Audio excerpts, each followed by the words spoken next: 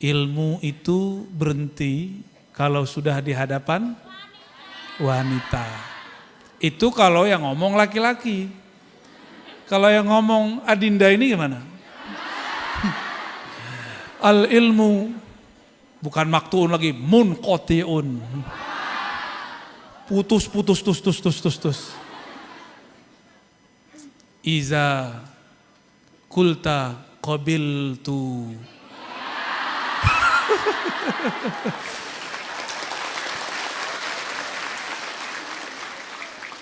Emang ngerti? Ngerti nggak Bu? Kalau yang pernah nyantri paham ya, kata ibu-ibu ini dulu, gara-gara bapakmu, al ilmu munqati'un, iza kulta qabiltu nikahaha. Jika kamu mengatakan aku terima nikahnya, selesai. Ilmu maqtu'un baina yadayil mar'ah. Itu aslinya nggak begitu kalimatnya. Kalau Gus Yusuf ngerti itu bahasa Arabnya ya. Setelah dipoles, ilmu itu berhenti kalau sudah di hadapan wanita. Itu kalau yang ngomong laki-laki. Kalau yang ngomong Adinda ini gimana? Al ilmu bukan maktuun lagi, munqati'un. Putus. Iza kulta qabiltu.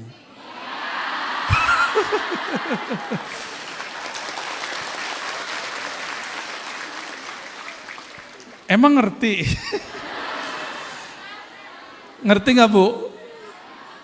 Kalau yang pernah nyantri paham ya, kata ibu-ibu ini dulu, gara-gara bapakmu, al ilmu munqati'un, iza kulta qabiltu nikahaha. Jika kamu mengatakan aku terima nikahnya, selesai. Itu pengalaman Gus Yusuf. Ngajinya di rumah saja katanya. Alhamdulillah. Taib, mau ngaji kitab apa kita?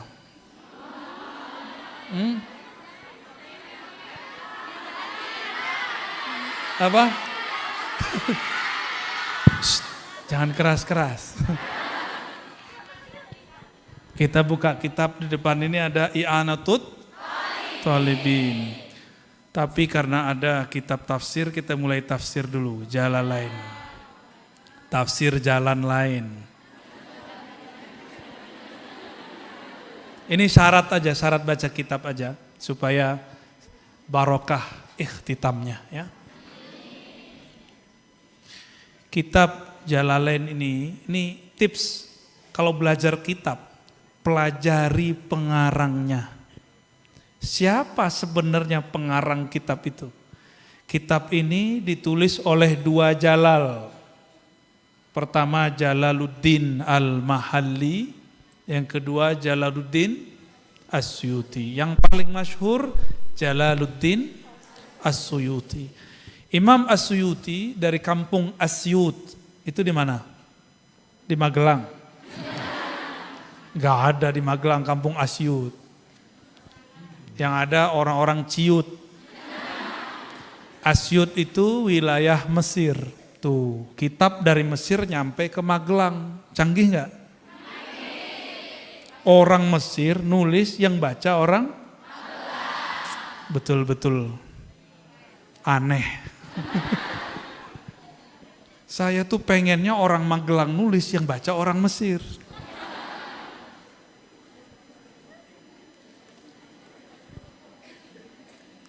Imam Suyuti, beliau itu setelah umur 40, ini bukan untuk ditiru para kiai, para ustadz, para gawagis ya. La tattabi'u. Umur 40 dia sudah nggak mau ngajar. Jadi dia ngajar dari umur 20-an sampai umur 40. Habis itu beliau kerjanya cuma 2. Kawin sama nulis. Nikah sama nulis. Asing gak tuh? Makanya karya beliau lebih banyak dari umurnya. Karyanya sekitar 700 kitab. Yang nulis Imam Suyuti kok saya yang dapat applause. Itulah karomahnya wali-wali Allah zaman dulu. Dia nulis kitab lebih banyak dari umurnya. Karena kalau dihitung umur gak mungkin sampai. Tapi mereka sanggup. Inilah karomat para aulia dari kalangan ulama. Jadi ulama karomahnya bukan jalan di atas air. Bukan masuk air gak mati-mati. Itu lebih canggih wali ikan. Ikan masuk air mati gak? Jadi kalau belajar zikir supaya tahan di air, cemen. Tahu cemen gak? Belajar zikir supaya bisa ngawang, terbang. Lebih hebat burung merpati. Bener? Gak pernah zikiran, gak pernah nyantri, bisa terbang. Jadi kalau kita manusia yang normal, yang paling indah itu jalan kaki di bumi. 2 kaki apa 4 kaki? Ya, udah bersyukurlah ya. Gak usah pakai kayak Superman. Superman itu kurang canggih, kolornya di luar.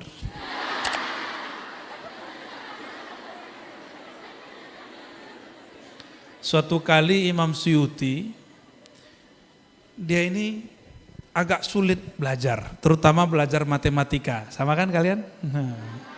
Kalau belajar matematika tuh langsung ingat kawin.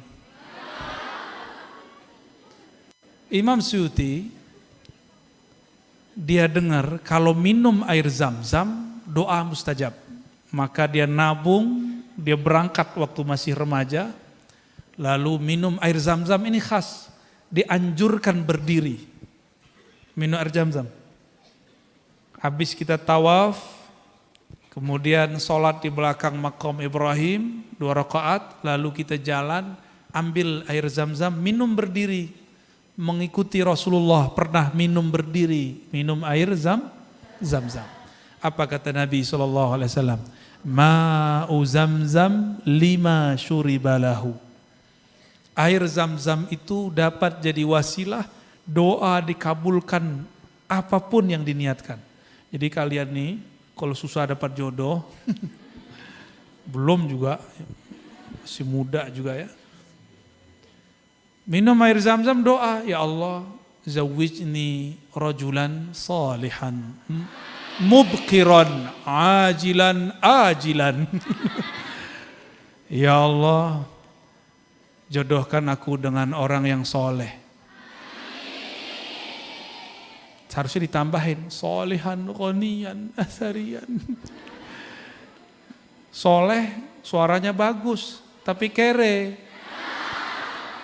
Pas lagi lapar suaminya bilang, "Neng, kita baca Quran yuk." Mending senengnya ngerti kalau baca Quran dapat menghilangkan lapar. Dia bengong aja, "Mas, jangan baca Quran, perutku lapar."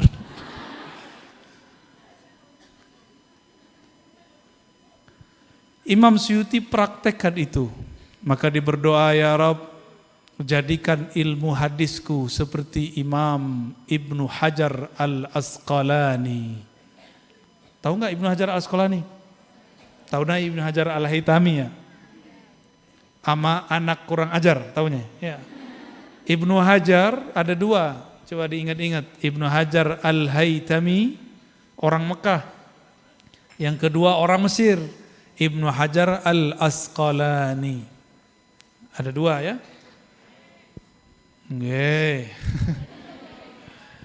Taib. Bang Taib. Imam Suyuti kecil, tidak lama habis itu belum ngaji hadis. Kitab seperti ini bisa beliau khatam 5 kali. Sekali baca langsung ingat. Biar lebih mantap diulang 2-3 kali. Wow. Tadi saya mulai paham ketika tadi sowan ke Gus Ali, cucu Mbah Dalhar. Beliau menghikayatkan mbah kami menghatamkan kitab satu jilid juga ya. Sittina marrah, isyrina marrah. Berapa tadi saya lupa, 20 sampai 60. Anggaplah banyak ya. Itulah hafalan kita berubah-ubah. Imam Suyuti meriwayatkan bahwa Imam Syafi'i dulu saat sakaratul maut, putrinya nangis ya, kayak adik-adik inilah ya, nangis. Nangisin ayahnya hendak wafat. Wajar ya? Takut ditinggal, nanti siapa yang akan menjamin hidupnya? Nih, ini pelajaran bagi kita semua. Apa kata Imam Syafi'i? Wahai putriku, apa yang engkau takuti? Rumah ini sudah aku khatamkan di dalamnya 4.000 kali Al-Quran. Imam Syafi'i.